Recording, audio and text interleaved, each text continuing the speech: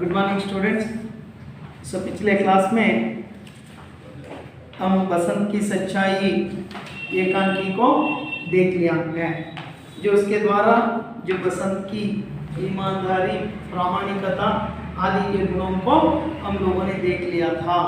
जो अब हमारे सामने एक नया विचार है दोहा।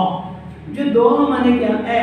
दोहा का मतलब होता है कि जो द्विपदी बोलते हैं, यहाँ दोहा ऐसे दिया है, दोहे, अंडरस्टैंड, दोहे, दोहे या दोहा बोलते हैं, दोनों एक ही है, दोहा और दोहे।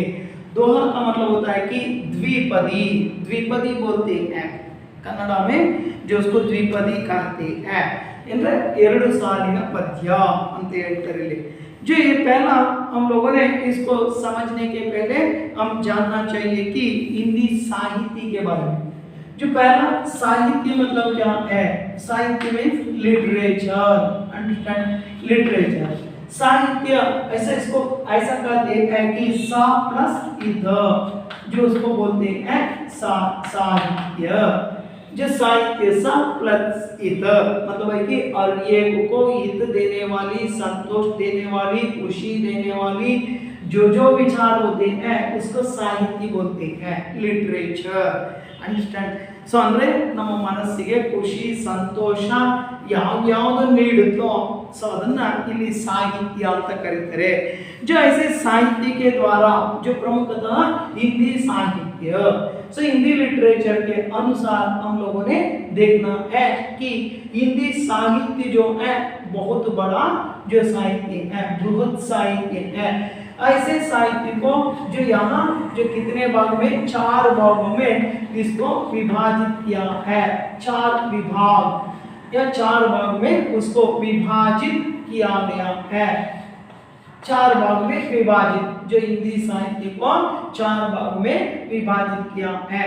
जो पहला है कि जो पहला जो काल है जो रासो साहित्य बोलते हैं उसको, रासो साहित्य, सो अंडरस्टैंड, रासो साहित्य बोलते हैं पहला जो काल है। जो यह इसको वीरगाथा काल भी कहते हैं, वीरगाथा जो काल, अंडरस्टैंड, वीरगाथा काल ऐसे नाम से पुकारते हैं। और दूसरा जो है भक्ति काल, अंडरस्टैंड, भक्ति काल कहते हैं। और तीसरा जो है रीति काल, अंडरस्टैंड, रीति काल बोलते हैं। और चौथे जो है आधुनिक काल, अंडरस्टैंड। जो इस तरह जो 4 भागों में जो इसको विभाजित किया गया है, किसको?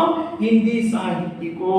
हिंदी साहित्य को इस तरह 4 विभागों में या 4 कालों में विभाजित किया है। जो रासो साहित्य या वीरगाथा काल मतलब है कि राज महाराजाओं को जो अपने आस्थाना जो है, राजा जो है उसको कवियों ने जो क्या कर चुका है, जैसे रामायण में आते हैं ना, रामा ऐसे कैरेक्टर के साथ इनको जोड़ा गया है, अंडरस्टैंड ನೋಡಿ।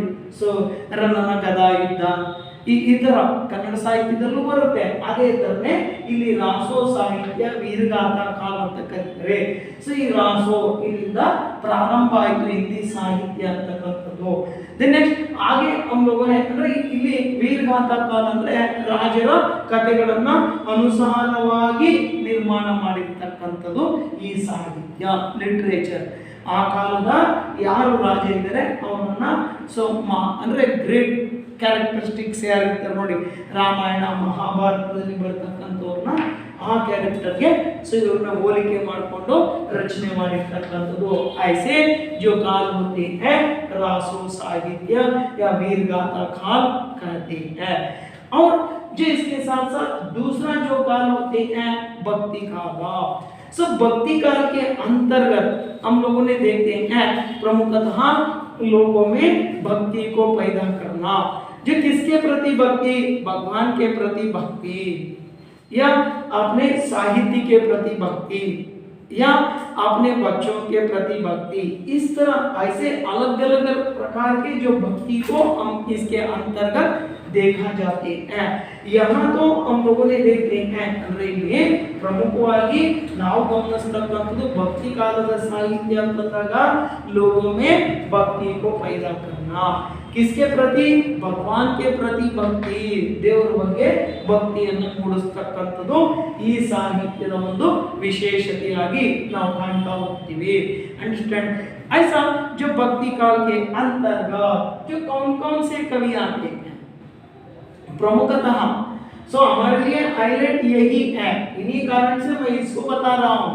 सो ನಮಗೆ ಇಂಪಾರ್ಟೆಂಟ್ ಆಗಿ ಬೇಕಾಗಿರ್ತಕ್ಕಂಥದ್ದು ಭಕ್ತಿ ಕಾಲ, ನಮಗೆ ರೀತಿ ಕಾಲ, ಆಧುನಿಕ ಕಾಲ, ವೀರಗಾಥ ಕಾಲ ಬೇಕಿಲ್ಲ। सो भक्ति काल के अंतर्गत हम लोगों ने देखते हैं प्रमुखतः इसमें भी दो शाखाएं उत्पन्न हो गई है।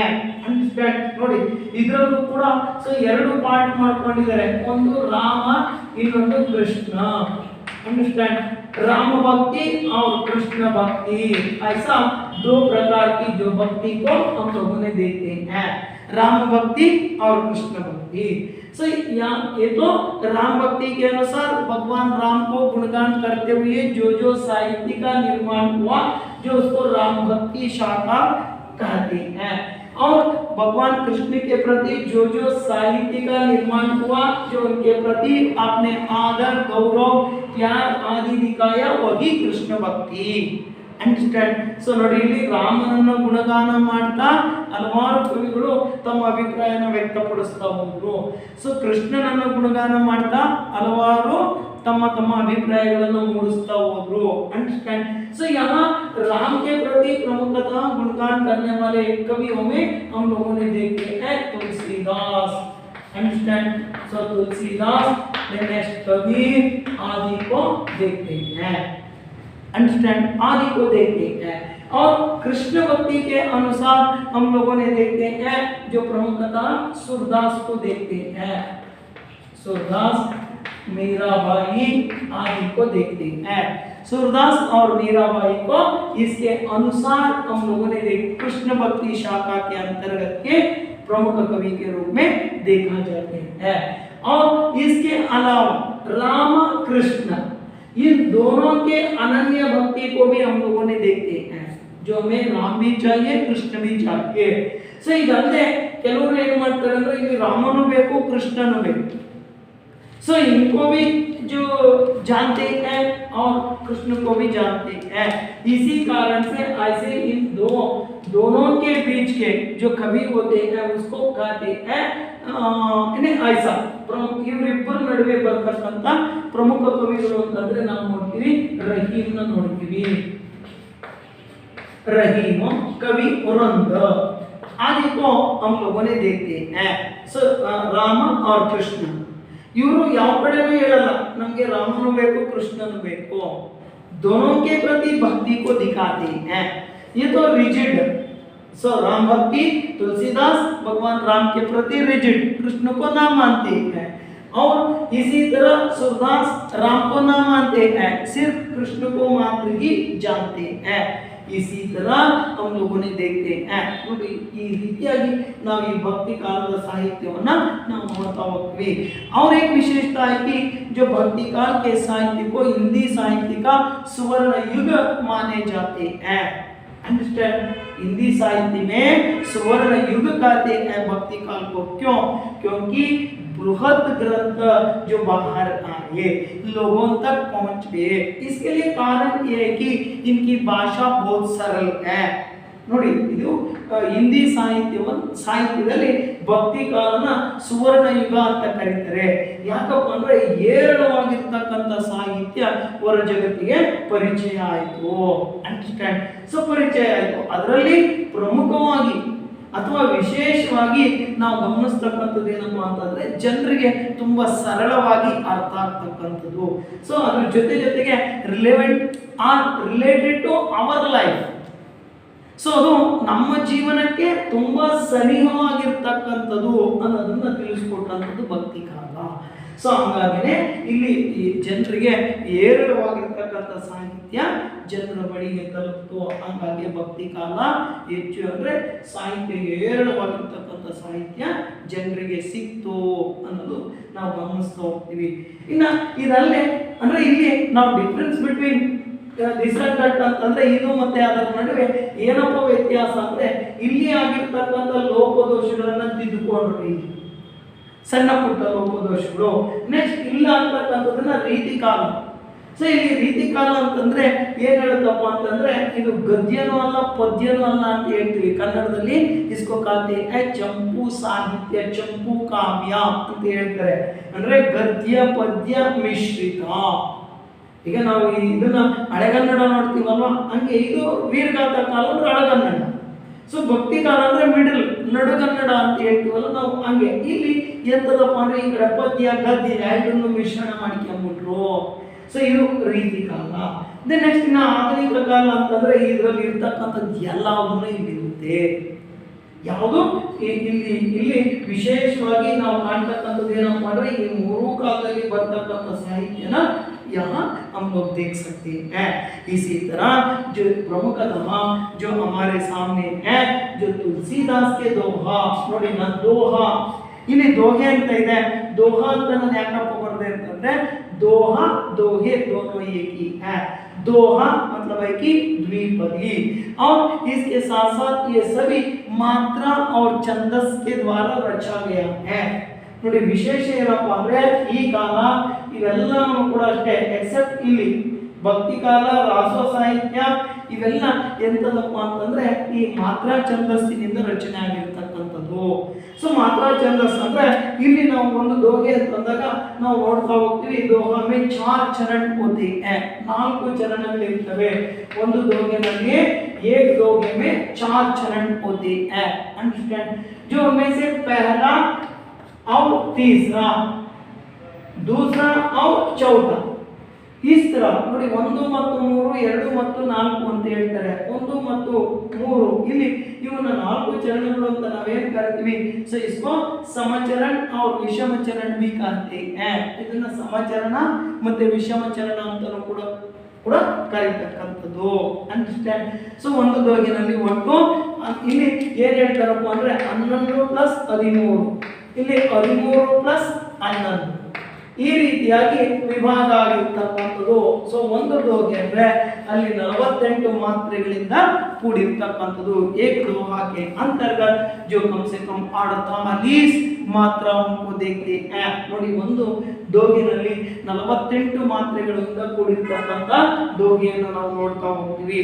जो यहाँ 4 चरण होते हैं दोहा के अंतर्गत. एक दोहे में जो 4 चरण जो उनमें से कुल मिलकर 48 ಮಾತ್ರಾएं होती है. 48 ಮಾತ್ರೆಗಳಿಂದ ಕೂಡಿರ್ತಕ್ಕಂಥದ್ದು ಒಂದು ದೋಹೆ. ಅಂಡರ್ಸ್ಟ್ಯಾಂಡ್? अब हमारे सामने है तुलसीदास जी के दोहे. सो अब हम देखते जाएंगे तुलसी के दोहे. ಈಗ ನಮಗೆ ಇರ್ತಕ್ಕಂಥದ್ದು ತುಳಸಿ के दोहे. तुलसी के दोहे ऐसा जो एक जो थोड़ा सा एक छोटा जो कविता या गद्य यानी जो इसको दोहा हमारे सामने है उसको देखते जाएंगे. देख लो. ಸೊ ನೋಡಿ ಇಲ್ಲಿ ಇರ್ತಕ್ಕಂಥದ್ದು ಒಂದು ಚಿಕ್ಕ ದೋಹೆ ನಮ್ಮ ಬಳಿ ಇದೆ, ನೋಡ್ತಾ ಹೋಗೋಣ ನೋಡಿ. सो तुलसीदास जो प्रमुखतः जो उनका परिचय, पहला जो उनका परिचय को देख लेना है. सो ಮೊಟ್ಟ ಮೊದಲಿಗೆ ಅವರ ಪರಿಚಯ ಇದೆ ತುಳಸಿದಾಸ್ का जो परिचय ನಾನು ಆಗಲೇ ಹೇಳಿದೆ. ಸೊ ದೋಹೆ ಅಂದಾಗ ಭಕ್ತಿ ಕಾಲದಲ್ಲಿ ರಾಮ ಭಕ್ತಿ ಶಾಖ, ಕೃಷ್ಣ ಭಕ್ತಿ ಶಾಖ, ಮತ್ತೆ ಇದನ್ನ ಡಿವೈಡ್ ಮಾಡ್ತಾರೆ. ಹೆಂಗೆ ಡಿವೈಡ್ ಮಾಡ್ತಾರಪ್ಪ ಅಂದ್ರೆ ಈ ಎರಡು ಕಾಲಗಳಲ್ಲಿ ರಾಮ ಭಕ್ತಿ ಶಾಖ, ಕೃಷ್ಣ ಭಕ್ತಿ ಶಾಖನು ಕೂಡ ಮತ್ತೆ ಅದರೊಳಗಡೆ 2 ಭಾಗಗಳಾಗ್ತಾ ಹೋಗ್ತವೆ. ಸೊ ಅವೇನಪ್ಪ ಯಾವ್ದೇವರಪ್ಪ ಅಂತಂದ್ರೆ ಅಲ್ಲಿ ಹೇಳ್ತಾ ಹೋಗ್ತಾರೆ. ಸೊ ಒಂದು ಸಗುಣ ಭಕ್ತಿ, ನಿರ್ಗುಣ ಭಕ್ತಿ. ಅಂಡರ್ಸ್ಟ್ಯಾಂಡ್? ಸಗುಣ ಭಕ್ತಿ, ನಿರ್ಗುಣ ಭಕ್ತಿ ಅಂದ್ರೆ ರಾಮನೇ ಶ್ರೇಷ್ಠ, ರಾಮನ್ ಬಿಟ್ರೆ ಇನ್ಯಾರು ಇಲ್ಲ. ಇದು ನಿರ್ಗುಣ ಭಕ್ತಿ ಅಂದ್ರೆ ಏನಪ್ಪಾ ಅಂತಂದ್ರೆ ಇರ್ಬೋದು, ಆದ್ರೆ ಅವರಲ್ಲಿ ಶ್ರೇಷ್ಠ ರಾಮ ಅಂತ ಹೇಳ್ತಕ್ಕಂಥದ್ದು सगुण भक्ति. और निर्गुण भक्ति के रूप में जो विभाजित भी हो चुके हैं. अब हम देखते जाएंगे गोस्वामी तुलसीदास. गोस्वामी तुलसीदास। जो उनका परिचय थोड़ा है, जो उसको देखकर हम आगे बढ़ते हैं। सो ಅವರ ಪರಿಚಯ ಒಂದಿಷ್ಟು ನಮ್ಮ ಬಳಿ ಇದೆ, ನೋಡ್ತಾ ಹೋಗೋಣ। सो उनका काल, जो देखो, जो उनका इस काल का जो परिचय है, जो पर्टिकुलरली जो बर्थ डेट न होते हैं, संवत बोलते हैं। संवत मतलब क्या है? सो कन्नड़ में बोलते हैं ना, सुमाರು, ಸರಿಸುಮಾರು ಇರಬಹುದು, may be may not be. So ಈ ಕಡೆನಾದ್ರೂ ಆಗಿರ್ಬೋದು ಒಂದಿಷ್ಟು, ಅಥವಾ ಒಂದಿಷ್ಟು ಆ ಕಡೆನಾದ್ರೂ ಆಗಿರ್ಬೋದು, ಮಿಡ್ ಅಂತ ಹೇಳ್ತಾರೆ।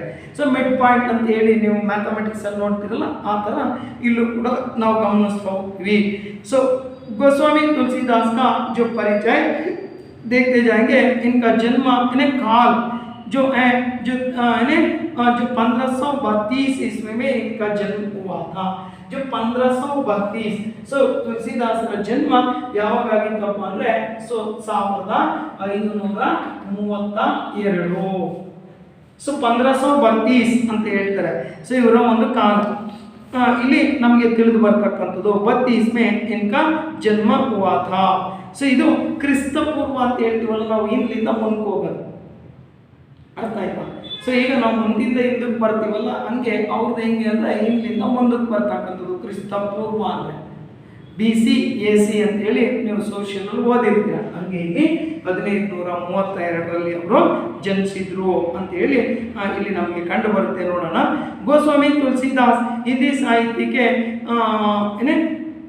हिंदी साहित्य के भक्ति काल की राम भक्ति शाखा के जो प्रमुख कवि हैं, जो है ना राम भक्ति शाखा। ಈಗ ಗೊತ್ತಾಯ್ತಾ ನಿಮಗೆ? ತುಳಸಿದಾಸ ಭಕ್ತಿ ಕಾಲದಲ್ಲಿ राम भक्ति शाखा के प्रमुख कवि के रूप में देखा जाता है या माना जाता है। तुलसीदास का जन्म सन 1532 में उत्तर प्रदेश के राजापुर में हुआ था। जो इनका जन्म यूपी के, जो देखो यूपी के राजापुर, सो यूपिया ರಾಜಾಪುರ ಅಂತಕ್ಕಂಥದ್ದಲ್ಲಿ ಜನಿಸಿದ್ರು। ಯಾವಾಗ? 1532 राम भक्ति शाखा के कवि के रूप में देखते हैं किसको? तुलसीदास को। अंडरस्टैंड? सो ನೋಡಿ, तुलसीदास 1532 सो राम भक्ति शाखा के ಅಂದ್ರೆ प्रमुख कवि के रूप में देखते हैं। जो इनका जन्म 1532 में उत्तर प्रदेश के राजापुर में हुआ था। उत्तर प्रदेश ರಾಜಾಪುರದಲ್ಲಿ 1532 ಇವರು ಜನಿಸಿದ್ರು ಅಂತಕ್ಕಂಥದ್ದು ಇಲ್ಲಿ ನಮಗೆ ಕಂಡು ಬರುತ್ತೆ। 32 में उत्तर प्रदेश के राजापुर में हुआ था। जो उनके पिता का नाम आत्माराम और माता तुलसी।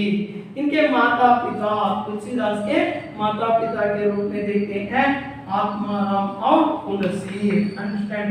सो आत्माराम और तुलसी जो इनके माता पिता थे, जो इनके माता पिता के रूप में देखते हैं आत्माराम और तुलसी।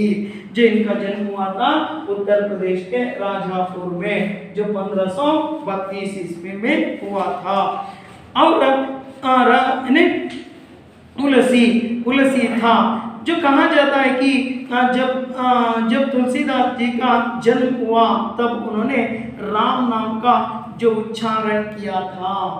जो इनके जन्म के पीछे ऐसा एक छोटा सा कहानी भी है कि तुलसीदास का जब जन्म हुआ तब हर एक बच्चे की तरह जो क्या हर एक बच्चे रोते हुए जन्म लेती है, लेकिन तुलसीदास का जब जन्म हुआ तब उनके मुंह से राम नाम उच्चारण करके इनका जन्म हुआ था। अंडरस्टैंड? विशेष ಏನಪ್ಪ ಅಂದ್ರೆ इनका जन्म जब हुआ तब उनके मुंह से राम नाम शब्द उच्चारण हुआ था। ಅರ್ಥ ಆಯ್ತಾ? ಸೊ ಇವರು ಹುಟ್ಟಿದಾಗ ಇವ್ರ ಬಾಯಿಂದ ರಾಮನಾಮ ಶಬ್ದ ಬರ್ತಾ ಇತ್ತು ಅನ್ನೋದನ್ನು ಕೂಡ ಇಲ್ಲಿ ವಿಶೇಷವಾಗಿ ಹೇಳಿದ್ದಾರೆ। जो तुलसीदास जी का जन्म हुआ तब उन्होंने राम नाम का उच्चारण किया था, इसलिए जो उनके बचपन का नाम पड़ा राम भोला। इन्हीं कारण से इनके बचपन का नाम क्या है? राम भोला ऐसा पड़ा था। अंडरस्टैंड? सो ಹಂಗಾಗಿದೆ ಇವರ ಬಾಲ್ಯದ ಹೆಸರು ಏನಾಗಿತ್ತಪ್ಪ ಅಂದ್ರೆ ರಾಮ್ ಭೋಲಾ।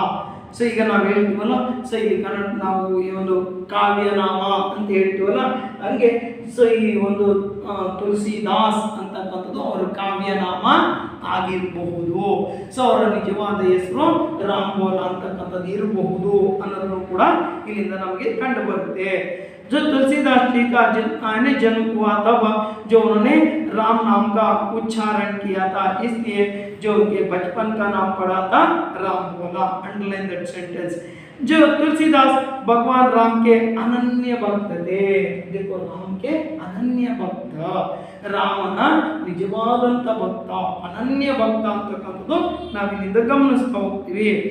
अनन्य भक्त है. जो उनकी प्रमुख रचनाएं हैं, तुलसीदास के प्रमुख रचनाएं या कृतियां. ಸೊ ಇವರಿಂದ ರಚನೆ ಆಗಿರ್ತಕ್ಕಂಥ ಪ್ರಮುಖ ಕೃತಿಗಳು ಯಾವುದಪ್ಪ ಅಂದ್ರೆ, ಸೊ ಪ್ರಮುಖವಾಗಿ ಹೈಲೈಟ್ ಬೇಕಾದಷ್ಟು ಬರೆದಿದ್ದಾರೆ. उनमें से प्रमुख होते हैं कि रामचरित मानस. जो जिस तरह जो हमारे जो कर्नाटक या दक्षिण भारत में वाल्मीकि रामायण को मानते हैं, उसी तरह उत्तर भारत में तुलसी रामायण ऐसा कहते हैं रामचरितमानस को. अंडरस्टैंड. ನೋಡಿ, ನಮ್ಮ ಕರ್ನಾಟಕ ಪ್ರಾಂತ ಅಥವಾ ದಕ್ಷಿಣ ಭಾಗದಲ್ಲಿ ನಾವೇನು ವಾಲ್ಮೀಕಿ ರಾಮಾಯಣ ನೋಡ್ತೀವಿ, ಅದೇ ತರ ಇಲ್ಲಿ ಉತ್ತರದಲ್ಲಿ ತುಳಸಿ ಕಿ जो कौन सी रामचरितमानस कृति को रामायण कहते हैं. अंडरस्टैंड. ಸೊ ಉತ್ತರ ಭಾರತದಲ್ಲಿ ಇದನ್ನ ತುಳಸಿ ರಾಮಾಯಣ ಅಂತಾನೆ ಕರೀತಕ್ಕಂಥದ್ದು, ರಾಮಚರಿತ ಮಾನಸ. then next विनय पत्रिका, गीतावली, कवितावली, दोहावली, पदावली, ऐसे बहुत सारे कृतियों को उन्होंने रचना की है. जो इनका निधन हुआ था 1623 ईस्वी में. ಸೊ ಇವರ ನಿಧನ ಆಗಿತ್ತು 1623ರಲ್ಲಿ ಇವರು ನಿಧನರಾದರು ಅಂತ ಹೇಳ್ತಾರೆ. ಇವರು ನಿಧನ ಸೊ 1623. ಸೊ 1623ರಲ್ಲಿ ಅಪ್ರಾಕ್ಸಿಮೇಟ್ಲಿ ನಾನು ಹೇಳಿದ್ನಲ್ಲ, ಪರ್ಟಿಕ್ಯುಲರ್ ಆಗಿ ಇವ್ರಿಗೆ ಸಿಗೋದಿಲ್ಲ ಇಂಥ ಟೈಮಲ್ಲಿ ಡೇಟ್ ಅಲ್ಲೇ ಜನಿಸಿದ್ರು ಅಂತ. ಸೊ ಅವ್ರ ಹಿಂದೆ ಮುಂದೆ ಇರ್ತಕ್ಕಂಥವ್ರು ಯಾರೋ ಹೇಳಿರಬಹುದು ಅನ್ನೋದು ಇಲ್ಲಿ ಹೈಲೈಟ್ ಆಗ್ತಾ ಹೋಗುತ್ತೆ. ಸೊ 1623 में इनका देहावसान हुआ था काशी में. जो इनका काशी के आसी घाट ಅಂತ ಹೇಳ್ತಾರೆ. ಕಾಶಿ ಅಂದ್ರೆ ಯಾವುದು? ಕಾಶಿ ಅಂದ್ರೆ ಇವತ್ತಿನ ವಾರಣಾಸಿಯನ್ನ ಕಾಶಿ ಅಂತ ಕರೀತಾರೆ. ಸೊ ಕಾಶಿಗೆ ಆಸಿ ಘಾಟ್ ಅಂತ ಹೇಳ್ತಾರೆ. ಘಾಟ್ ಅಂದ್ರೆ ಏನಪ್ಪ ಅಂದ್ರೆ ಸ್ಮಶಾನಗಳು ಅಂತ ಹೇಳ್ತೀವಲ್ಲ ನಾವು, ಅಲ್ಲಿ ನಿಧನರಾಗಿದ್ರು ಅಂತ ಹೇಳ್ತಾರೆ. काशी में जो उनका देहांत हुआ, देह का अंत, सो देहांतವಾಗಿತ್ತು ಅಂದ್ರೆ ಅಲ್ಲ निधन हुए थे, ऐसे विचार को इसके द्वारा हम जान सकते हैं. अंडरस्टैंड. सो अब हम देखते जाएंगे कि दोहा के अंतर्गत किन किन विचारों की ओर उन्होंने ज्यादा महत्व दिया है. ಸೊ ಇವರು ಇಲ್ಲಿ ಪ್ರಮುಖವಾಗಿ ಈ ದೋಹಿನಲ್ಲಿ ಯಾವ್ಯಾವ ವಿಚಾರಗಳಿಗೆ ಹೆಚ್ಚಿನ ಒತ್ತನ್ನು ಕೊಟ್ಟಿದ್ದಾರೆ. इन दोहों को पढ़ने से हमें क्या क्या प्राप्त होती है या क्या क्या हम जान सकते हैं, जो इसके द्वारा हम लोग देखते जाएंगे. प्रमुखतः इन दोहों के अंतर्गत उन्होंने जो ऐसी एक विचार, जो देखो ಇದರೊಳಗಡೆ ನಮಗೆ ಏನೇನು ಸಿಗುತ್ತಪ್ಪ ಅಂತಂದ್ರೆ, ಸೊ ಪ್ರಮುಖವಾಗಿ ಸಾಮಾಜಿಕ ವಿಚಾರಗಳ की ओर जानकारी दिया है. सामाजिक विचारಗಳು अर्थ आಯ್ತಾ? सामाजिक विचार और इसके साथ साथ धार्मिक विचार.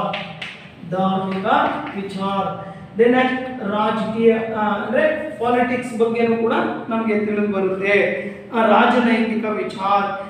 then इसके साथ साथ उन्होंने जो कार्य है नैतिकता, नीति से संबंधित नीति या नैतिकता के संबंध में भी हमें विचार प्राप्त होते जाते हैं. नैतिकता और इसके साथ साथ दया और धर्म के प्रति भी विचार होते हैं. दया और धर्म ನೋಡಿ, ಸೊ ದಯೆ ಮತ್ತೆ ಧರ್ಮದ ಬಗ್ಗೆನೂ ಕೂಡ ಇಲ್ಲಿ ನಮಗೆ ವಿಚಾರಗಳು ತಿಳಿದು ಬರುತ್ತೆ. और इसके साथ साथ उन्होंने ये भी कहा था कि जीवित जीवन बिताने, नैतिकता से जीवन बिताने की कला इसके द्वारा हम सीख सकते हैं. ನೈತಿಕತಾ, ಸೊ ವಿತ್ ಮಾರಲ್ ಅಂತ ಹೇಳ್ತಾರೆ. So moral or morality, understand. So moral ಇಂದ, ಮೊರಾಲಿಟಿ ಇಂದ ನಾವು ಬದುಕ್ತಕ್ಕಂಥದ್ದನ್ನ ನಮಗೆ ಇವೆಲ್ಲ ಹೇಳ್ಕೊಡ್ತವೆ ಅಂತ ಹೇಳ್ತಾರೆ. ಸೊ ಇವನ್ನೆಲ್ಲ ನಮಗೆ ನೀತಿ, ಒಂದು ನೀತಿ, ಒಂದು ಮಾರಲ್ ಅಂತಕ್ಕಂಥದ್ದು ನಾವು ಬಾಂಡಿಂಗ್ಸ್, ಮಾರಲ್ ಬಾಂಡಿಂಗ್ಸ್ ಅಂತ ಏನು ನಾವು ಕರಿತೀವಿ. ಸೊ ಇದೆಲ್ಲವನ್ನು ಕೂಡ ಈ ಒಂದೊಂದು ದೋಹಿನಲ್ಲೂ ಕೂಡ ಒಳಗೊಂಡಿರುತ್ತೆ ಅನ್ನೋದು ನಾವು ವಿಶೇಷವಾಗಿ ಕಾಣ್ತಾ ಹೋಗ್ತೀವಿ. जीवन भी नैतिकता से जीवन बिताना, और इस दोहा के अंतर्गत एकता, नेक्स्ट एकता के प्रति भी उन्होंने विचार किया है. अच्छे कर्म करना, अच्छे कर्म करना, कर्म कर्म मतलब क्या है? कार्य. सो अच्छी रीति से कार्य करने की प्रवृत्ति को भी इसके द्वारा हम जान सकते हैं. ಒಳ್ಳೆ ರೀತಿಯಿಂದ ನಾವು ಸರ್ವಿಸ್ ಮಾಡ್ತಕ್ಕಂಥದ್ದನ್ನು ಕೂಡ ನಾವು ಇಲ್ಲಿಂದ ತಿಳ್ಕೊಂತ ಹೋಗ್ತೀವಿ ಅನ್ನೋದು ಪ್ರಮುಖವಾಗಿ ನಾವು ನೋಡ್ತಾ ಹೋಗ್ತೀವಿ. ಸೊ ಇಷ್ಟು ವಿಚಾರನ ಈ ದೋಹಿಯ ಅಂದ್ರೆ ಆಳದಲ್ಲಿ ನಾವು ಇದನ್ನೆಲ್ಲ ಅರ್ಥ ಮಾಡ್ತಾ ಹೋಗ್ಬೋದು. ಸೊ ನೋಡೋಣ ಏನ್ ಹೇಳ್ತಾರೆ ಅಂತ. जो उसके पहले दोहा का आशय, इन दोहाओं का आशय जो उन्होंने बता दिया है, देख लो. पहला, तुलसीदास जी ने इन दोहाओं में जो मुखिया के लक्षण, देखो इस दोहा में उन्होंने किसकी ओर महत्व दे रही है. ಸೊ ಈ ದೋಹಿನಲ್ಲಿ ಪ್ರಮುಖವಾಗಿ ಏನೇನಕ್ಕೆ ಹೆಚ್ಚಿನ ಆದ್ಯತೆಯನ್ನು ನೀಡ್ತಾ ಇದ್ದಾರೆ ಅಂತಂದ್ರೆ, ಮೊಟ್ಟ ಮೊದಲನೇದಾಗಿ मुखिया के लक्षण, चेहरा, लीडर. जो लीडर के लक्षण क्या होते हैं? कंपैरिजन ಮಾಡ್ತಾ ಇದ್ದಾರೆ ಇಲ್ಲಿ. ಲೀಡರ್ ನಾಯಕ ಅಂದ್ರೆ ಯಾರು? Who is the leader? Leader ಅಂದ್ರೆ ಏನಿರಬೇಕು ಅವ್ರಿಗೆ? What are the good qualities of the leader ಅಂತಂದ್ರೆ ಲೀಡರ್ಗೆ ಏನೇನು ಕ್ವಾಲಿಟೀಸ್ ಇರಬೇಕು ಅನ್ನೋದನ್ನ ಸೊ ಅವರು ಕಂಪೇರ್ ಮಾಡ್ತಾ ಇದ್ದಾರೆ. ಯಾವುದಕ್ಕಪ್ಪ ಅಂದ್ರೆ अपने चेहरे के साथ उन्होंने इल्म कर दिया है. ನೋಡಿ, ನಮ್ಮ ಮುಖಕ್ಕೆ ಹೋಲಿಕೆಯನ್ನ ಮಾಡಿದ್ದಾರೆ. ಅವರು ಲೀಡರ್ ಆಗಿರ್ತಕ್ಕಂಥವನು ಮುಖದ ರೀತಿ ಇರಬೇಕು ಅನ್ನೋದನ್ನ ಹೇಳ್ತಾ ಹೋಗ್ತಾರೆ. जो उसमें मुखिया के लक्षण, मुखिया के लक्षण क्या होते हैं? और संत का स्वभाव, साधु संतों के स्वभाव, nature, nature of saint, saint ಅಂದ್ರೆ ಸಂತರು. ಸೊ ಈ ಸಂತರ ಒಂದು ನೇಚರ್, ಸ್ವಭಾವ ಯಾವ ರೀತಿ ಇರಬೇಕು ಅಂತಕ್ಕಂಥದ್ದು. ಸಾಧು ಸಂತೋಂಕ ಸ್ವಭಾವ आदि पर प्रकाश डाला है. ಈ ವಿಚಾರಗಳ ಬಗ್ಗೆ ತಿಳಿಸ್ತಾ ಇದ್ದಾರೆ. और साथ ही उन्होंने दया और धर्म का महत्व, मैंने बताया ना, दया धर्म. सो दया क्या होते हैं, धर्म क्या होते हैं, इसके प्रति सो दया ಮತ್ತೆ ಧರ್ಮದ ಬಗ್ಗೆ ಅವರು ವಿಚಾರನ ತಿಳಿಸ್ತಾ ಹೋಗ್ತಾರೆ.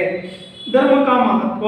देन अभिमान करना, अभिमान, अभिमान मतलब क्या है? गर्व, अपने आप गर्व करना. ये मैंने किया है, ये मैंने ही ಪ್ರಾರಂಭ किया था, ಇದು ನಾನೇ ಪ್ರಾರಂಭ ಮಾಡಿದ್ದು, ಇದು ನಾನೇ ಮಾಡ್ತಾ ಇರೋದು, ನಾನೇ ಸರ್ವಸ್ವ, ಎಲ್ಲ ನನ್ನಿಂದನೇ ಅಂತ ಹೇಳ್ತಕ್ಕಂಥದ್ದು ಅಭಿಮಾನ. जो और इसके साथ साथ त्याग, त्याग के प्रवृत्ति. ಸೊ ತ್ಯಾಗ ಮಾಡ್ತಕ್ಕಂಥದ್ದು, ಸ್ಯಾಕ್ರಿಫೈಸ್, ಆ ತ್ಯಾಗದ ಗುಣವನ್ನ ಹೇಳ್ತಾ ಹೋಗ್ತಾರೆ. ದೆನ್ ವಿವೇಕಯುಕ್ತ ವ್ಯವಹಾರ, ವಿವೇಕಯುಕ್ತ ವ್ಯವಹಾರ, ವಿವೇಕಯುಕ್ತ, ವಿವೇಕ ಮೀನ್ಸ್ क्या है? ಬುದ್ಧಿ. ನಮ್ಮ ಬುದ್ಧಿಶಕ್ತಿಗೆ ಅನುಸಾರವಾಗಿ ವ್ಯವಹರಿಸತಕ್ಕಂಥದ್ದು ವಿವೇಕಯುಕ್ತ ವ್ಯವಹಾರ. और इसके साथ साथ भगवान राम के प्रति विश्वास, विश्वास तथा राम नाम का गुणगान. ये राम नाम का जाप, राम नाम को कैसे जाप करना है, भगवान की स्मरण कब और कैसे करना है, ये विचार को भी उन्होंने व्यक्त किया है. और इत्यादि का बखान, बखान मीन्स क्या है? व्याख्यान ಮಾಡಿರ್ತಕ್ಕಂಥದ್ದು. बखान किया करते हुए जो हमें सुझाव दिया है, हमें सुझाव, सुझाव मीन्स क्या है? सलाह या सूचना हमें दिया है कि हम इंसान को नीतियुक्त जीवन बिताना चाहिए. इंसान को ನೋಡಿ ಎಂತ ವರ್ಡ್ ಅವರು ಬಳಕೆ ಮಾಡಿದ್ದಾರೆ. ಇನ್ಸಾನ್ ಅಂದ್ರೆ ಮನುಷ್ಯ. ಸೊ ಮನುಷ್ಯನಿಗೆ ಪ್ರಮುಖವಾಗಿ ಯಾವ ರೀತಿಯಿಂದ ಅವನು ತನ್ನ ಜೀವನವನ್ನು ರೂಪಿಸ್ಕೋಬೇಕು, ಯಾವ ರೀತಿಯಿಂದ ತನ್ನ ಜೀವನವನ್ನು ಕಟ್ಟಿಕೊಳ್ಬೇಕು ಅಂತಕ್ಕಂಥದ್ದನ್ನ ಹೇಳ್ತಾ ಹೋಗ್ತಾರೆ ಅವರು. ಸೊ ಪ್ರಮುಖವಾಗಿ ಯಾವ ರೀತಿಯಿಂದ ಜೀವನ ಕಟ್ಕೋಬೇಕಪ್ಪ ಅಂದ್ರೆ ಜೀವನ बता रहे हैं नैतिकता से जीवन बिताना, ನೀತಿಯುಕ್ತ ಜೀವನಕ್ಕೋ ಅಪನಾನ, ನೀತಿಯುಕ್ತ ಜೀವನವನ್ನ ನಾವು ಅಳವಡಿಸ್ಕೋಬೇಕು, ನೈತಿಕತೆಯಿಂದ ಬದುಕೋದನ್ನ ನಾವು ಕಲಿಬೇಕು ಅಂತಕ್ಕಂಥದ್ದು. ಸೊ ಈ ದೋಹೆಯಲ್ಲಿ ಪ್ರಮುಖವಾಗಿ ಅವರು ನಮಗೆ ತಿಳಿಸ್ತಕ್ಕಂಥದ್ದು जो पूरे के पूरा तुलसीदास जी के परिचय और दोहा का परिचय ನೋಡಿ. ಇದಿಷ್ಟು ತುಳಸಿದಾಸ್ ಹಿಂದಿ ಸಾಹಿತ್ಯ, ತುಳಸಿದಾಸರು ರಾಮ ಭಕ್ತಿ ಶಾಖ, ಅದರೊಳಗಡೆ ತುಳಸಿದಾಸರ ಜನ್ಮ ಮತ್ತೆ ನೆಕ್ಸ್ಟ್ ಅವರ ಈ ಒಂದು ದೋಹೆಯ ವಿಶೇಷತೆಗಳು ಏನೇನು, ಈ ದೋಹೆಯಲ್ಲಿ ಅವರು ಯಾವ್ಯಾವುದಕ್ಕೆ ಹೆಚ್ಚು ಒತ್ತು ಕೊಡ್ತಾ ಇದ್ದಾರೆ ಅಂತಕ್ಕಂಥದ್ದನ್ನ ನಾವು ಅಬ್ಸರ್ವ್ ಮಾಡ್ತಾ ಹೋಗ್ತೀವಿ. अब हम देखते जाएंगे तुलसीदास जी के दोहे. तुलसी के दोहे जो एक बार पढ़ेंगे और बाद में देखेंगे जो पेज नंबर 56 को देख लेना. चल देख लो. वेरी वेरी इंपॉर्टेंट पोएम है, मेमोराइजेशन है. ಸೊ ಇದು ಮೆಮೊರೈಸೇಷನ್ಗೆ ಇರ್ತಕ್ಕಂಥ ಪೋಯಮ್ಮು ಮಸ್ಟ್ ಅಂಡ್ ಶುಡ್. ನಿಮಗೆ ಯಾವ ಕಡೆಯಿಂದ ಹಾಕಿದ್ರು 4 ರಿಂದ 6 ಅಂಕಗಳು ತಂದು ಕೊಡ್ತಕ್ಕಂಥ ಈ ಪೋಯಮ್ಮು. ಸೊ ಇದನ್ನು ಬೈ ಹಾರ್ಟ್ ಮಾಡಲೇಬೇಕು. ವೆರಿ ವೆರಿ ಇಂಪಾರ್ಟೆಂಟ್ ಪೋಯಮ್ಮು, ಅರ್ಥ ಮಾಡ್ಕೊಬೇಕು. ನೋಡಿ देखो, मुखिया मुख सो चाहिए कान पान को एक, पालय पोसई सकल अंग तुलसी सहित विवेक. जड़ चेतन गुण दोषमय विश्व किन्ह करता, संत अंश गुण गही परिहरी मारि विकार. दया धर्म का मूल है पाप मूल अभिमान, तुलसी दया न छांटिए जब लगा गट में प्राण. तुलसी साथी विपत्ति के विद्या विनय विवेक, साहस सुकृति सुसत्यव्रत राम भरोसो एक. राम नाम मणि दीपदरु जिग देहरी द्वार, तुलसी भीतर बागिरो जो चाहसी उसिहार. देख लो, वेरी वेरी इंपॉर्टेंट पोएम जो ऑनलाइन एग्जाम के लिए जो मेमोराइजेशन के लिए आती है. अंडरस्टैंड, मेमोराइजेशन के इರ್ತಕ್ಕಂಥ पोएम ಬೈ ಹಾರ್ಟ್ ಮಾಡಲೇಬೇಕು, ಬೇರೆ ದಾರಿನೇ ಇಲ್ಲ. ಯಾವ ಕಡೆಯಿಂದ ಹೋದ್ರೂ 4 ರಿಂದ 6 ಅಂಕಗಳು ನಿಮಗೆ ತಂದು ಕೊಡ್ತಕ್ಕಂಥದ್ದು. ಸೊ ನಿಮಗೆ ಇಲ್ಲಿ ಬರ್ತಕ್ಕಂಥದ್ದು ಕೇವಲ ಎಷ್ಟು ನಿಮಗೆ ಇಲ್ಲಿ ಸಿಗ್ತಕ್ಕಂಥದ್ದು ಕೇವಲ 10 ಲೈನ್ಸ್ ಅಷ್ಟೇ. ಈ 10 ಲೈನ್ ಇರ್ತಕ್ಕಂಥ ಪೋಯಮಲ್ಲಿ ನೀವು ಎಲ್ಲಿ ಸಾಕು 6 ಮಾರ್ಕು ತಗೋಬೋದು. ಮೆಮೊರೈಸೇಷನ್ ಮಾಡಲೇಬೇಕು. सो ओके, एक एक को हम विस्तरण करते जाएंगे. सो ಒಂದೊಂದನ್ನು ಈಗ ನಾವು एक्सप्लेन ನೋಡ್ತಾ ಹೋಗೋಣ. मुखिया मुख सो चाहिए. सो पहले ही मैंने बताया जो इस पहले दोहे के अंतर्गत जो नायक के लक्षण क्या होते हैं. हु इज द लीडर, ಯಾರನ್ನ ನಾವು ಲೀಡರ್ ಅಂತ ಕರೀಬಹುದು, ನಾಯಕ ಅಂತ ಕರಿಬೇಕು ಅಂದ್ರೆ ಅವ್ನಿಗೆ ಇರ್ತಕ್ಕಂಥ ಗುಣ ಲಕ್ಷಣಗಳೇನು, ನೇಚರ್ ಏನು, ಕ್ವಾಲಿಟೀಸ್ ಏನು, ಇದನ್ನೆಲ್ಲ ಅಲ್ಲಿ ನಮಗೆ ತಿಳಿಸ್ತಾ ಹೋಗ್ತಾರೆ. ಇನ್ನು 2ನೇ ದೋಹಿನಲ್ಲಿ ಅವ್ರು ಹೇಳ್ತಾ ಹೋಗ್ತಾರೆ ಏನಪ್ಪ ಅಂತಂದ್ರೆ, ಇಲ್ಲಿ ಕಂಪ್ಯಾರಿಸನ್ ಮಾಡ್ತಾ ಹೋಗ್ತಾರೆ ಅವರು. ಸೊ ಏನಂದ್ರೆ ಜಡ ಚೇತನ ಅಂದ್ರೆ ಅರ್ಥ ಇಲ್ಲಿ ಜಡ ವಸ್ತುನೂ ಇದೆ, ಚೇತನ ವಸ್ತುನೂ ಇದೆ. ನಮ್ಮಲ್ಲಿರ್ತಕ್ಕಂಥ ಆಟಿಟ್ಯೂಡ್, ನಮ್ಮಲ್ಲಿರ್ತಕ್ಕಂಥ ಗುಣ, ಒಳ್ಳೆತನನೂ ಇದೆ, ಕೆಟ್ಟತನನೂ ಇದೆ. ಸೊ ಆ ಒಳ್ಳೆಯದನ್ನು ಮಾತ್ರ ಆಯ್ಕೆ ಮಾಡಬೇಕು ನಾವು, ಕೆಟ್ಟದನ್ನು जो त्याग करना, छोड़ देना, तज देना, ऐसी बात को जो ये दूसरी दोहे के अंतर्गत उन्हें व्यक्त कर रही है. और तीसरे दोहे के अंतर्गत उनका विचार है दया और धर्म का महत्व, दया और धर्म का विशेषता. दया और धर्म से जो हम कैसे अपने धर्म को स्वीकार करना है. दया के बिना धर्म नहीं है, धर्म के बिना ಧರ್ಮ ಕೆ ಬಿನ ದಯಾ भी नहीं है. ನೋಡಿ ಇಲ್ಲಿ ಹೇಳ್ತಾ ಹೋಗ್ತಾರೆ, ದಯೆ ಅಂದ್ರೆ ಯಾವುದು, ಧರ್ಮ ಅಂದ್ರೆ ಯಾವುದು. ದಯೆನೇ ಇಲ್ಲ ಅಂದ್ರೆ ಧರ್ಮ ಇಲ್ಲ, ಅದನ್ನ ಇಲ್ಲಿ ಹೈಲೈಟ್ ಮಾಡ್ತಾ ಹೋಗ್ತಾರೆ. ಸೊ दया धर्म का मूल. ಸೊ ನೆಕ್ಸ್ಟ್ पाप का मूल क्या होते हैं, अभिमान. ಸೊ ಅದನ್ನು ಕೂಡ ಹೈಲೈಟ್ ಮಾಡ್ತಾ ಹೋಗ್ತಾರೆ. इसलिए जो ये सारा जब तक हम जीवित होते हैं तब तक दया को हम ना छोड़ना है, ये बात को उन्होंने बता रही है.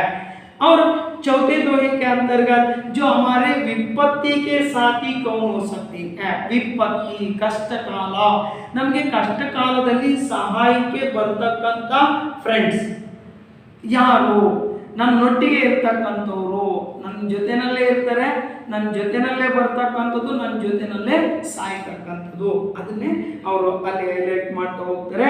ಸೊ ಅದರಲ್ಲಿ ಯಾವುದಪ್ಪ ಅಂದರೆ ಸಚ್ಚೆ ಸಾಥಿ ಕೌನ್ ಹೋತೆ ಹೈ ಉನ್होंने कहा रहे हैं ವಿದ್ಯಾ ವಿನಯ ವಿವೇಕ. ನಾನು ಕಲ್ತಿರ್ತಕ್ಕಂಥ ವಿದ್ಯೆ, ನನ್ನ ಹತ್ರ ಇರೋ ದುಡ್ಡನ್ನು ಯಾರು ಬೇಕಾದ್ರೂ ಕಿತ್ಕೊಂಡು ಹೋಗ್ಬೋದು, ನನ್ನ ವಿದ್ಯೆ ಕಿತ್ಕೊಂಡು ಹೋಗೋಕ್ಕೆ ಸಾಧ್ಯ ಇಲ್ಲ. ಸೊ ಹಂಗೆ ಅವ್ರು ಹೇಳ್ತಾ ಹೋಗ್ತಾರೆ ವಿದ್ಯಾ ವಿನಯ ವಿನಯತೆ. ಸೊ ನೋಡಿ ಸಂಸ್ಕೃತದಲ್ಲಿ ಹೇಳುತ್ತೆ ಏನಪ್ಪ ಅಂದರೆ ವಿನಯತೆ ಅಂದರೆ ವಿದ್ಯಾ ದದಾತಿ ವಿನಯಂ. ವಿದ್ಯೆ ನಮ್ಗೆ ಏನು ಕಲಿಸುತ್ತೆ ಅಂದರೆ ವಿನಯತೆಯನ್ನು ಕಲಿಸುತ್ತೆ. ಅದನ್ನ ಹೈಲೈಟ್ ಮಾಡ್ತಾ ಹೋಗ್ತಾರೆ ಇಲ್ಲಿ. ವಿನಯ ವಿವೇಕ ನಮ್ಮ ಬುದ್ಧಿಶಕ್ತಿ, ಜೋ ಅಪ್ನೆ ಬುದ್ಧಿಶಕ್ತಿ, ನಮ್ಮ ಬುದ್ಧಿಶಕ್ತಿಗೆ ನಾವು ಅನುಸಾರವಾಗಿ ಬದುಕತಕ್ಕಂಥದ್ದನ್ನು ಕಲಿಬೇಕು ಅನ್ನೋದನ್ನ ಸೊ ಇಲ್ಲಿ ಅವರು ಹೈಲೈಟ್ ಮಾಡ್ತಾ ಹೋಗ್ತಾರೆ. ಇನ್ನು ಕೊನೆಯದಾಗಿ ಹೇಳ್ತಾ ಹೋಗ್ತಾರೆ ರಾಮ್ ನಾಮ್ ಕಾ ಗುಣಗಾನ್, ರಾಮ್ ನಾಮ್ ಕಾ ಜಾಪ್ ಕೈಸೆ ಕರ್ ಸಕ್ತೆ ಹೈ. ಸೊ ರಾಮನಾಮವನ್ನ ನಾವು ಯಾವ ರೀತಿ ಜಪ ಮಾಡಬೇಕು, ಸುಮ್ಮನೆ ಬೆಳಿಗ್ಗೆ ಸಾಯಂಕಾಲ ತಕ್ಕ ಜಪ ಮಾಡಿ ಹಿಡ್ಕೊಂಡು ಗುಂಡುಗಳನ್ನ ಮುಂದೆ ಓಡಿಸಿದ್ರೆ ಪ್ರಯೋಜನ ಇಲ್ಲ. जहाँ हम बैठते हैं, जो जहाँ बैठते हैं और जैसे हम राम नाम को जो जाप करना है ये बात को उन्होंने बताते हैं. ಅಂದರೆ ಸೊ ಅವ್ರು ಹೇಳ್ತಾ ಹೋಗ್ತಾರೆ ರಾಮನಾಮವನ್ನು ಯಾವ ರೀತಿ ಜಪ ಮಾಡಬೇಕು ಅದಕ್ಕೆ ಅವ್ರು ಹೇಳ್ತಾ ಹೋಗ್ತಾರೆ ರಾಮನಾಮನಿ ದೀಪದವರು. ರಾಮನಾಮ ಅಂತಕ್ಕಂಥ ದೀಪವನ್ನು ನಾವು ನಾಲಿಗೆಯನ್ನು ವಸ್ತು ಮೇಲೆ ಇಟ್ಟು ನಾವು ಏನು ಮಾಡಬೇಕು ಜಾಪ ಮಾಡಬೇಕು. ಅದರಿಂದ जो मन के अंदर और बाहर दोनों ओर प्रकाशमान फैलता है. ये विचार को जो इस दोहा का अंतर्गत, दोहे के अंतर्गत जो कवि तुलसीदास ने व्यक्त करते जाते हैं, जो नेक्स्ट क्लास में हम इसको देखते जाएंगे. Okay, thank you. सो इसको मस्ट एंड शुड मेमोराइजेशन करना, याद रखना. ಅರ್ಥ ಆಯ್ತಾ? ಸೊ ಇದನ್ನ ಮೆಮೊರೈಸೇಷನ್ ಮಾಡಲೇಬೇಕು, ಬೇರೆ ದಾರಿ ಇಲ್ಲವೇ ಇಲ್ಲ. ಅರ್ಥ ಆಯ್ತಾ? ಸೊ ಓಕೆ, ನೆಕ್ಸ್ಟ್ ಕ್ಲಾಸಲ್ಲಿ ಸೊ ಪೋಯಮ್ ಬಗ್ಗೆ ಡಿಸ್ಕಸ್ ಮಾಡ್ತಾ ಇದ್ದೀನಿ. Okay, thank you.